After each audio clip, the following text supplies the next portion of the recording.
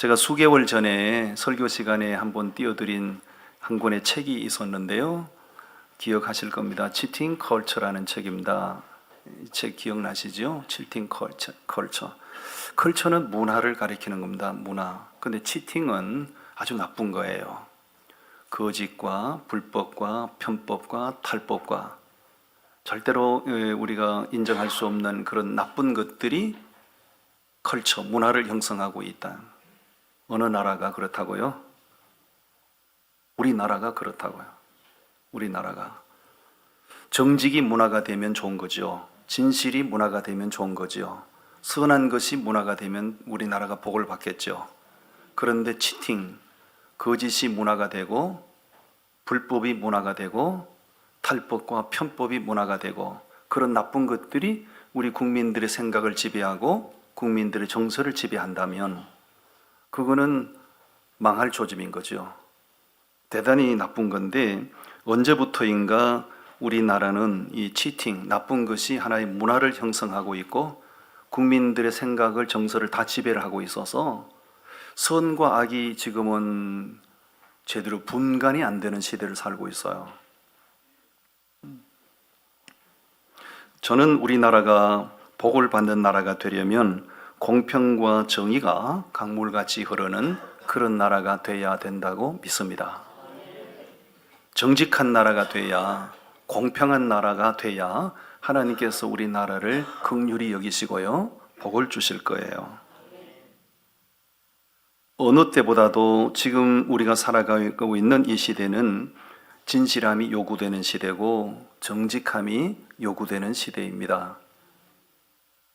거짓과 불법을 행하는 사람들이 사회 곳곳에 강한 카르텔을 형성하고 있고 그 카르텔을 지적을 하거나 공격을 하면 가차없이 손을 봐버리고 우리나라 가장 공정해야 될 사법부, 법을 다스리는 사람들은 공정해야 되잖아요.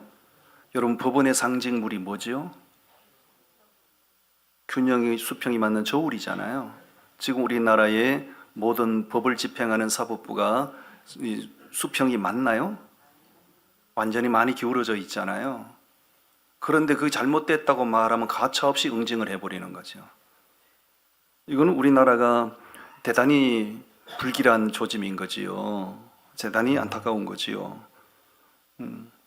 여러분, 가장 신성시되는 성직자들 세계에도 들여다보면 정직이 잘 보이지 않고요.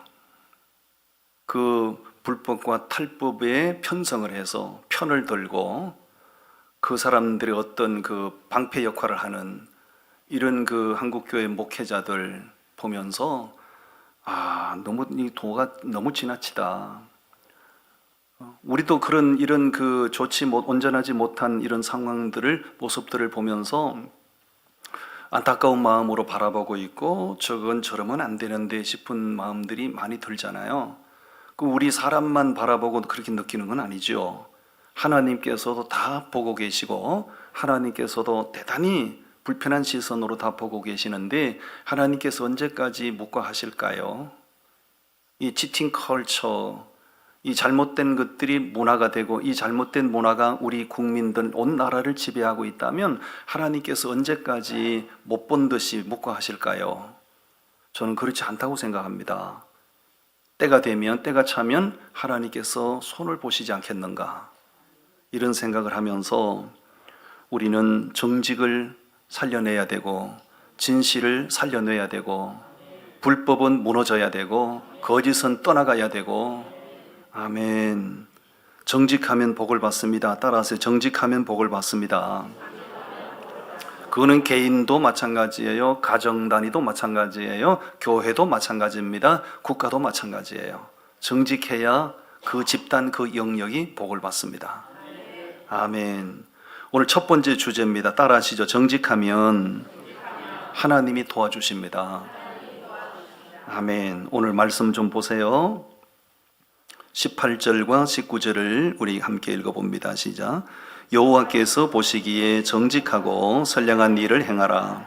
그리하면 네가 복을 받고 그 땅에 들어가서 여호와께서 모든 대적을 네 앞에서 쫓아내시겠다고 네 조상들에게 맹세하신 아름다운 땅을 차지하리니 여호와의 말씀과 같으니라. 아멘. 이스라엘 백성들이 꿈에 그리던 가나안 땅을 가기 위해서 이제 하나님의 은혜로 출애굽을 했어요. 출애굽을 해서 하루라도 빨리 그 약속의 땅, 젖과 꿀이 흐르는 그 소망의 땅에 가기 위해서 정신이 없었죠. 근데 시나이 반도 지도를 펼쳐놓고 보면 이제 시나이 반도가 나오는데요. 그 시나이 반도에 이르렀을 때 하나님 이스라엘 백성들 행진을 멈추세요. 멈추시고 그들의 지도자인 모세를 그 시나이 반도 끝에 있는 시내산으로 불러 올리세요. 시내산에 불러 올리셔서 하나님이 모세에게 말씀하시는 거예요. 너희가 이제 꿈에 그리던 가나안 땅에 이제 들어가게 될 텐데 그 가나안 땅에 들어가고 가나안 땅을 정복하는 것은 대단히 부담스러운 일이에요. 왜냐하면 그 땅이 비어 있는 땅이 아니잖아요. 강력한 세력을 형성하고 있는 7 족속이 400년이 넘는 세월 동안 자기 땅으로 차지하고 살고 있잖아요. 그들이 순순히 땅을 내줄까요? 절대 내주지 않죠. 그들은 그곳이 자신들의 땅으로 알고 있어요. 이스라엘 백성들이 그 땅을 정복하려면 어떻게 해야 돼요? 전쟁해야 되죠. 싸워야 되죠. 전쟁과 싸움은 피 흘림이 있는 거죠. 엄청난 부담을 안고 있는 그들을 하나님이 너무나 잘 알기 때문에 행진을 멈추시고 지도자를 시내산에 불러 올리셔서 너희가 그 미션, 그 일을 감당해야 될 텐데 내가 도와줘야 그 일이 가능할 거야. 내가 어떻게 하면 내가 너희를 도와주겠니? 너희가 어떻게 하면 내가 도와주겠다고 말씀하세요. 뭘 하면 도와주겠다고 말씀하시죠? 정직하고 선량한 일을 하라. 정직해라. 그러면 내가 너를 도와줄 거야. 가나안 땅 정복을 앞두고 있는 그들에게 군사력을 정강해라 말하지 않았어요. 싸움을 대비해라 말씀하지 않았어요. 그 일은 엄청난 일인데, 희생을 치러야 될 일인데 내가 너희를 도와줄게. 그런데 너희에게 정직이 필요해. 너희에게 선량함이 필요해. 선하고 정직하면 내가 도와줄 거고 내가 도와주면 너희들이 드디어 그 땅을 정복하게 될 거야 라고 말씀하세요. 여러분, 이스라엘 백성들이 애굽에서 430년을 살다가 나왔는데 그 긴 세월 애굽에서 사는 동안에 안전하서나 자나깨나 꿈에도 소원이 약속의 땅에 가는 것이었어요. 하나님의 은혜로 출애굽을 했잖아요. 출애굽을 해서 광야 40년을 통과하는데 정말 힘겨웠거든요. 하루하루가 늘 힘겹고 불안하고 두려움의 연속이었어요. 그래도 그 모든 모진 고난을 다 견디고 참아낼 수 있었던 것은 약속의 땅에 간다는 희망 때문이에요. 그런데 그 땅이 지금 7 족속이 지금 버티고 있잖아요. 누가 도와주셔야 되죠? 그렇습니다. 하나님이 도와주시지 않으면 가나안 땅 정복이 힘들어요. 그런데 하나님은 이스라엘 백성들에게 뭘 하면 도와주겠다고 말씀하시죠? 정직해라, 선량해라. 정직하면 도와주시겠다는 거예요. 할렐루야. 여러분, 저는 하나님의 말씀에 근거하여 제 삶을 근거하여 확실하게 믿는 바가 있어요. 정직하면 그때도 하나님이 정직한 사람 도와주시고 지금도 정직하게 살면 하나님 도와주시고 앞으로도 세상이 어떤 형태로 흘러가든지 간에 정직하게 사는 사람은 하나님이 도와주신다고 믿어요. 아멘. 좌우에 서로 격려하세요. 정직하셔서 하나님이 도와주시기 바랍니다.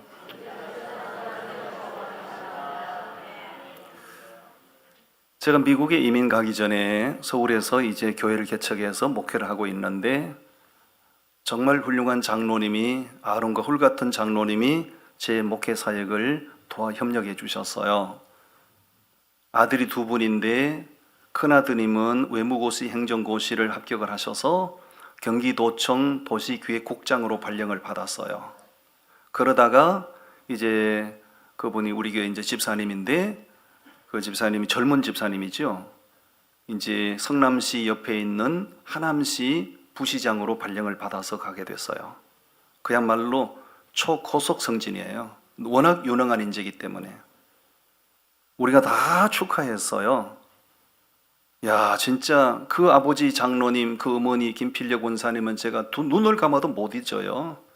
어머니 김필력 원사님 주방팀장을 맡으셔서 정말로 몸을 아끼지 않고 추우나 더우나 주방 애찬팀장 맡아서 섬겨주시고 한 번도 그분의 입에서 불평불만이 나오는 걸 들어본 적이 없어요. 그 아버지 장로는 큰 아들이 저랑 동갑이었는데 그 아버지 장로님, 제게는 아버지 같은 장로님이잖아요. 저에게 딱 찾아오시면 딱 무릎을 꿇고 앉으셔요. 제가 너무 불편하죠. 아유, 장로님, 여기 누가 보는 사람도 없는데 장로님이 이렇게 하시면 제가 너무 불편합니다. 장로님께서 하시는 말씀, 아닙니다, 목사님. 내가 육신의 나이는 많지만 목사님은 내 믿음의 아버지시기 때문에 이렇게 해야 자기가 편하다는 거예요. 그 아들이 그 시 부시장으로 발령을 받아서 우리가 다 축하를 했어요. 그런데 1년이 못된 어느 날 그분이 저를 찾아오셔서 목사님, 부시장직을 내려놔야 될 것 같습니다. 깜짝 놀랐습니다. 아니, 무슨 부정을 저질렀나요? 아니요. 당신 부시장으로 갔으면 유능하기 때문에 초고속 승진해서 부시장 됐는데 앞으로 시장 될 거고 도지사 될 거고 앞으로 나라를 다스릴 수도 있는데 1년도 못 됐는데 사직서를 낸다는 게 웬일입니까? 그랬더니 쭉 사정을 얘기하는 거예요. 행정부시장으로 발령을 받아서 가다 보니 그게 다 그린벨트 지역이에요. 매일같이 행정부시장 앞에 청탁 봉투를 들고 줄을 선다는 거예요. 이거 해결해 달라, 이거 풀어 달라, 저거 해결해 달라. 그 돈을 두 눈을 딱 감고 그 봉투를 다 받아 챙기면 1년만 받아 챙기면 집을 사도 수십 채를 사겠다는 거예요. 그런데 자기는 살아계신 하나님을 믿는 사람이기 때문에 그 봉투를 받을 수가 없고 이걸 거절해도 마음이 불편하고 받아도 안 되는 거고, 그래서 너무 양심이 괴로우셔서 이제 사직을 하기로 결정했다는 거예요. 집사님, 그 좋은 자리, 남들이 다 부러워하는 자리인데 그 자리를 사직을 하시면 뭘 먹고 사나요? 하나님이 먹여 살리시겠죠. 그리고 사표를 냈어요. 그 사실이 사표 던지고 나왔더니 그 사실이 그 당시 김대중 정부 시절입니다. 그 사실이 외교통상부에 알려져서 우리 장로님 아들을 싱가포르 대사관으로 발령을 내줬다고요. 남의 아들이 대사로 갔다는데 그렇게 아멘도 못 하셔요.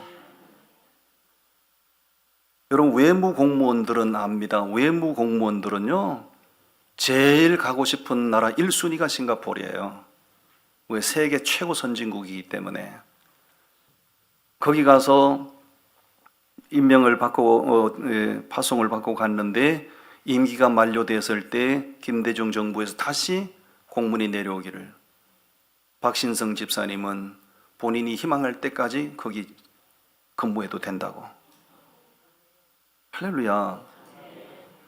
저는 제 목회 현장에서 그런 생생한 체험을 하면서 그 아버지 장로님, 그 어머니 권사님, 그 아드님이 그 정직을 목숨처럼 여기고 신앙 양심 팔지 않기 위해서 아무런 담보가 없지만 사표 냈더니 하나님께서 전혀 예상치 못한 길을 여셔서 하나님이 가게 하시고 누리게 하시더라고요.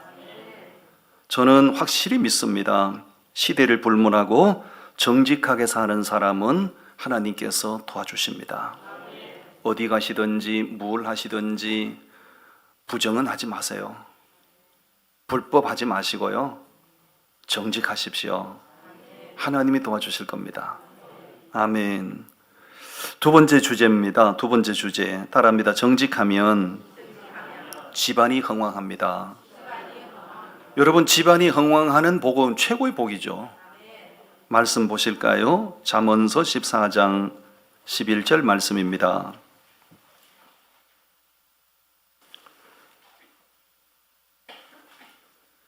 잠언서 14장 11절 말씀을 우리 다 같이 읽어봅니다. 시작. 악한 자의 집은 망하겠고 정직한 자의 장막은 흥하리라. 다시 읽어요. 시작. 악한 자의 집은 망하겠고 정직한 자의 장막은 흥하리라. 아멘. 저는 이 하나님의 말씀을 믿습니다. 정직함이 미치는 영향은요, 상상 이상입니다. 나 한 사람이 정직하게 살잖아요.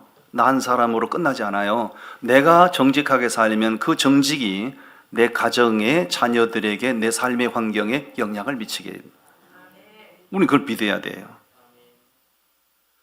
우리가 구약 성경을 보시면 열왕기서가 있고 역대기서가 있는데 그 내용을 모르고 읽으면 선뜻 이해가 잘 안 돼요. 왜 이렇게 잘 이해가 안 되는 이 열왕기서를, 역대기서를 이렇게 장황하게 성경에 이렇게 많은 분량으로 이렇게 여기 포함을 시켜놨는가? 그 이스라엘 역사를 기록해 놓은 책이거든요. 두 가지 중요한 메시지가 있어요. 열왕기서, 역대기서를 통해서 주는 메시지가 있어요. 우리의 구원자로 오신 예수님은 하나의 신화 속의 인물이 아니라 역사성을 가지고 오신 분이시다. 역사적인 배경을 가지고 오신 분이다 하는 것을 우리에게 알려주고, 두 번째는 악한 사람은 망한다, 선한 사람은 흥한다는 것을 보여줘요. 그 이스라엘 나라를 통치했던 수많은 왕들, 악한 왕들 다 무너졌죠. 선한 왕들, 정직한 왕들, 의로운 왕들은 다 하나님이 세우셨어요. 여러분 이 설교를 들으시고 열왕기서 읽어보십시오. 역대기서 읽어보십시오. 과연 그런지 아닌지. 악하고 부정한 사람들이 형통할 수도 있어요. 입만 열면 거짓말하는 사람들이 형통할 수도 있어요. 그런데 성경은 우리의 그들의 형통에 대해서 부러워하거나 불편해하지 말라는 거죠. 왜냐하면 악한 사람들의 형통은 보장이 안 된다는 거죠. 비유를 들어 말씀하시기를, 여름날에 풀이 무성하게 자라는데 여름날에 낫으로 그 풀을 베어놓으면 한나절이 못 가서 시들시들해지고 이틀 못 가서 바짝 말라지는 거. 악한 사람들의 형통은 그와 같다는 거죠. 근데 의로운 사람들, 정직한 사람들, 진실한 사람들은 하나님이 세우시고 하나님이 보장하신다는 거죠. 아멘. 옛날에 고을 원님이 고을의 원님으로 부임을 하셔서 그 고을의 사람들의 삶을 지켜보니 온통 불의와 불법이 거짓이 난무하는 것을 본 거지요. 이 고을에 진실한 사람이, 이 고을에 정직한 사람이 이렇게도 없단 말인가. 그래서 고을 원님이 묘책을 내기를, 가정마다 대표 한 사람씩을 전부 불러 모아놓고 꽃씨를 나눠줬다는 꽃씨를 나눠주고 이걸 가져가서 다 정성껏 심어서 정성껏 가꿔서 예쁜 꽃을 피워서 이제 내가 원하는 때에 가장 예쁜 꽃을 피워온 사람에게 환상을 내리리라. 백성들이 다 고을 원님이 나눠주는 꽃씨를 받아가가지고 정성껏 심었어요. 때가 됐습니다. 고을 원님이 원하시는 날 각자 예쁘게 피운 꽃 화분을 들고 쭉 이렇게 원님이 행차하시는데 쭉 화분을 들고 있는 거죠. 근데 그 중에 한 소년을 바라보니 빈 화분을 들고 고개를 들지 못하고 있는 걸 본 겁니다. 아니, 다 예쁜 꽃을 피워가지고 왔는데 상 받겠다고. 저 소년은 고개를 들지 못하고 빈 화분을 들고 있는 거죠. 원님이 쭉 행차하시다 신하들에게 얘기합니다. 저 소년을 불러 후한상을 내리거라. 깜짝 놀랐습니다. 그때서 고을원님이 말씀하시는 거죠. 내가 나눠준 꽃이는 냄비에 불에 볶아서 나눠준 꽃이었다. 그런데 꽃을 피워서 온 건 전부 다 거짓이야. 그런데 저 소년은 정직한 거야. 저 소년은 진실한 거야. 냄비에 볶아서 나눠준 꽃씨를 어떻게 삭을 피우고 꽃을 피운단 말인가? 빈 화분을 들고 있는 저 소년이 정직한 거야. 그 소년에게 환상을 줬다는 거죠. 여러분, 정직하면 복을 받습니다. 정직하면 집안이 흥황합니다. 제가 소개드린 우리 장로님 아들이, 작은 아들이 박신하 교수거든요. 박신하 교수. 교회 음악을 하시는 분은 박신하 교수 하면 대단한 분이죠. 빌리그리암 전도집회 50주년 집회를 하는데 상암동 메인 경기장에서 집회하는데 지휘를 누가 하시던가요? 박신하 교수가 하지요. 매일 성탄 시즌이 되면 세종문화회관 대강당에서 서울의 대형교회 50개 대형교회 메인 찬양대를 구성해서 지휘를 하는데 누가 매년 지휘하던가요? 뭐 알아야 대답을 하시지. 박신하 교수가 다 지휘합니다. 여러분, 그 자녀들이 대사관으로 세계 최고 지휘자로 그렇게 승승장구하는 것은요, 그 부모가 정직을 목숨처럼, 진실을 생명처럼 여기고, 교회를 어떻게 섬겨야 되는지, 직분을 어떻게 귀하게 여겨야 되는지, 그런 것들을 다 보여주니까, 자녀들이 그 본을 받아서 하니까, 자녀들이 복을 받는 거예요. 여러분, 정직하면 집안이 흥황합니다. 할렐루야. 우리 사람들은 정서적으로 통념상 정직하게 살면 내가 손해본다는 정서가 있어요. 내가 정직하게 살면 나만 손해본다는 통념이 있어요. 그래서 본의 아니게 불의에 타협하게 되고 거짓과 타협하게 되고 그런 거거든요. 여러분, 꼭 그런 걸까요? 정직하면 진짜 손해보는 걸까요? 그렇게 보일 수가 있지만 정직하게 살면 손해볼 수도 있어요. 그러나 정직하면 그 정직이 나를 살게 합니다. 아멘.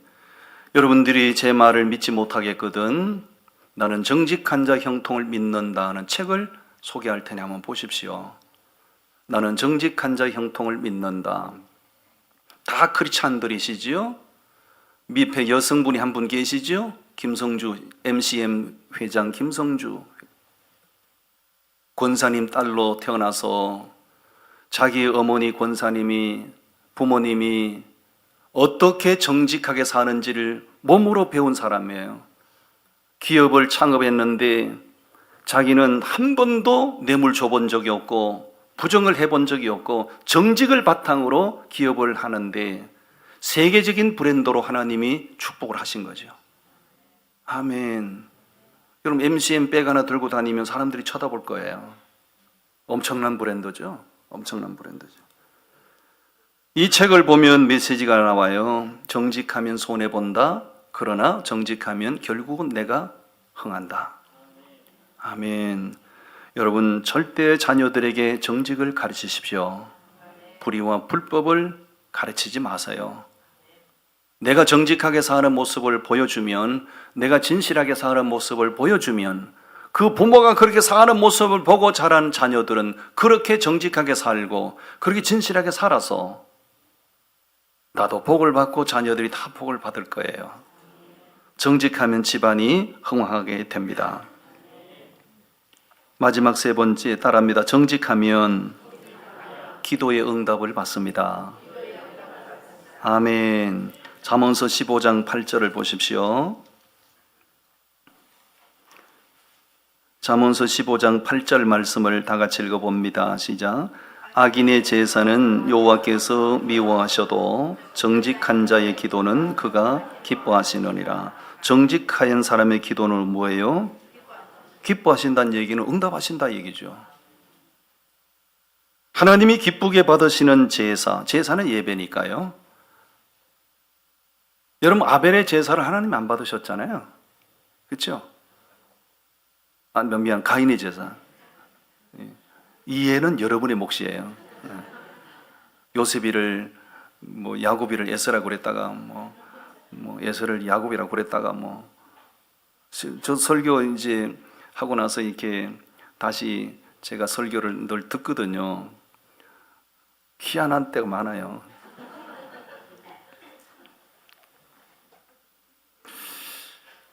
여러분, 정직한 사람의 예배를 하나님이 흠양하시고 정직한 사람의 기도를 하나님이 기쁘게 받으신다고요. 아멘. 은행에 가면 그 금고가 있거든요. 은행 금고에 돈이 많아요. 그 은행 금고에 돈이, 현찰이 그렇게 많이 쌓여 있어도요, 가서 돈 좀 빌려주세요 하면 돈 빌려줘요, 안 빌려줘요? 절대 안 빌려줍니다. 아니, 돈이 그렇게 많은데 그거 그냥 한 뭉탱이 그냥 주면 안 되나? 그 많이 쌓인 돈 따발에서 한 뭉탱이 빼서 준다고 뭐 표가 나나? 절대 안 빌려줘요.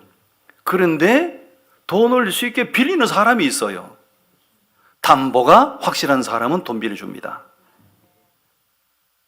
집을 담보로 하든지 부동산을 담보로 하든지 담보가 확실한 사람은 돈 빌려줘요. 맞지요? 내가 언제 틀린 말 했어요? 난 맞는 말 한다고요. 그런데 부동산 담보가 없으면 크레딧, 신용이라도 담보가 있으면 돈 빌린다고요. 담보가 있어야 돈을 빌려주는 거예요. 마찬가지로 하나님, 우리가 쉴 새 없이 하나님 앞에 이거 들어주세요, 저거 해결해 주세요, 뭐 응답해 주세요, 쉴 새 없이 하나님 앞에 청구서를 올려드리는데 하나님이 우리의 청구서를 다 해결해 주시는 거 아니죠. 하나님께서도 응답을 주실 때 뭔가 믿을 만한 것이 있어야, 뭔가 담보할 만한 것이 있어야 응답을 주시죠.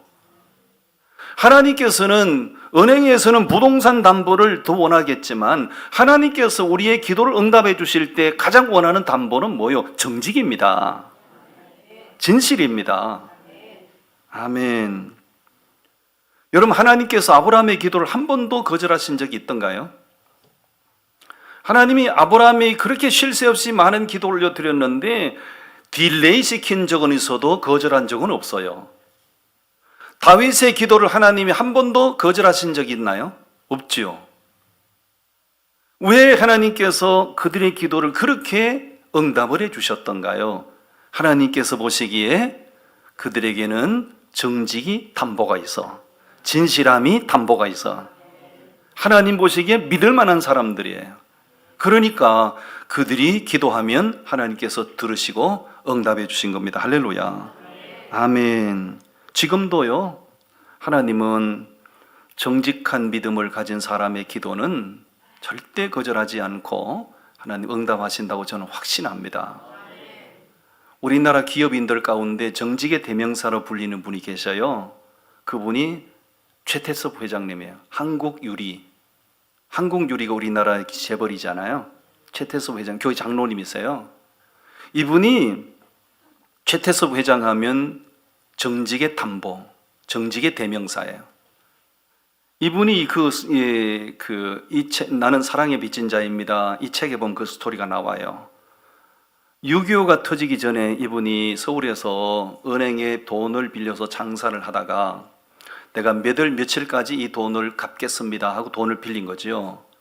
그런데 돈을 갚기로 했는데 갚을 날이 얼마 남지 않았는데 6.25가 터진 거예요. 6.25가 터지니까 부산으로 이제 임시정부를 옮기잖아요. 금융계통 은행도 이제 중요한 장부는 다 이제 서둘러 부산으로 다 옮긴 거죠. 근데 이 최태섭 씨는 자기가 은행과의 약속을 했기 때문에 그날 이제 빌린 돈을 갚기로 하고 이제 돈을 들고 간 겁니다. 내가 돈 갚으러 왔습니다. 그랬더니 은행 창구 직원이 하는 말이에요. 아니, 지금 전쟁이 나가지고 빌리간 놈도 다 떼먹을 판인데 당신은 희한한 사람입니다. 어떻게 이 전쟁통에 이렇게 돈을 갚겠다고 돈다발을 들고 왔습니까? 그리고 이미 누가 얼마의 돈을 빌려갔는지 장부는 이미 부산으로 다 옮겨갔기 때문에 당신에게 이거 받을 수가 없다고. 그 정도가 되면 그렇습니까? 알겠습니다. 나중에 갚을게요 하고 돌아서야 되는데 최태섭 씨가 끝까지 아닙니다. 내가 약속한 날이 오늘입니다. 이 돈을 꼭 받으십시오. 그리고 장부가 없으면 몇 월 며칠 날 몇 시에 이 돈을 받았다고 영수증 하나 써주시면 됩니다. 하도 그러니까 그 돈을 돌려드리고 영수증 하나 받고 다 끝난 거예요. 이분인도 이제 부산으로 피난으로 왔죠. 6.25 전쟁이 이제 끝나고 휴전이 됐어요.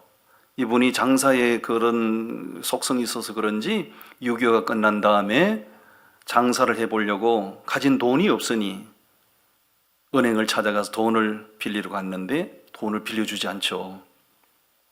당신이 누군데 돈을 빌려주냐 이거야. 이 6.25 전쟁 끝나고 지금 전부 다 지금 나라가 이 꼴인데 뭘 믿고 돈 빌려주냐 이거지요. 사정해도 안 되고 빌어봐도 안 되고 최태섭 씨가 은행문을 나서다가 자기 주머니 속에 넣어놨던 그 영수증을 들고 다시 돌아가서 사정 상황을 얘기를 한 겁니다. 내가 돈을 그때 빌려서 이렇게 전쟁통에 이렇게 돈을 갖고 이 영수증을 받았습니다. 영수증을 보였더니 당신이 그 사람이군요. 바로 당신이 그 사람이군요. 당신이라면 원하는 대로 돈을 빌려드리겠소. 아멘 좀 하이소. 그 돈을 빌려서 그분이 한국 유리를 창업한 겁니다. 지금은 한글라스라고 되어 있죠. 한글라스. 엄청난 회사지요. 여러분, 지금 우리가 살아가는 이 시대는 거짓이 판을 치는 시대입니다. 불법이 난무하는 시대입니다. 그리고 많은 사람들이 정직하게 살면 나만 손해본다는 거짓 통념에 사로잡혀 있어요. 그렇지 않습니다.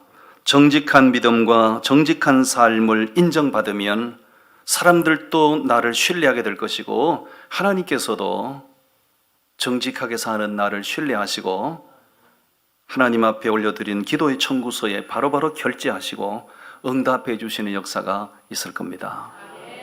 서로 격려하시죠. 정직하게 사십시오. 정직이 담보가 되는 기도를 올려드리면 시대를 불문하고 하나님께서 응답하실 거예요. 불의와 불법은 떠나가야 됩니다. 거짓은 떠나가야 됩니다. 아멘. 우리나라 대한민국이 진짜 진실과 정의로움과 정직함이 가득해서 하나님께서 다시 한번 우리나라 대한민국을 긍휼히 여기시고 제2의 창건의 정신으로 우리나라가 바로 세워지는 이 지금의 이 혼란이 거짓을 걸러내고 진실이 승리하는 그런 나라, 다시 한번 멋진 대한민국으로 일어서게 되기를 바랍니다. 아멘. 기도하겠습니다.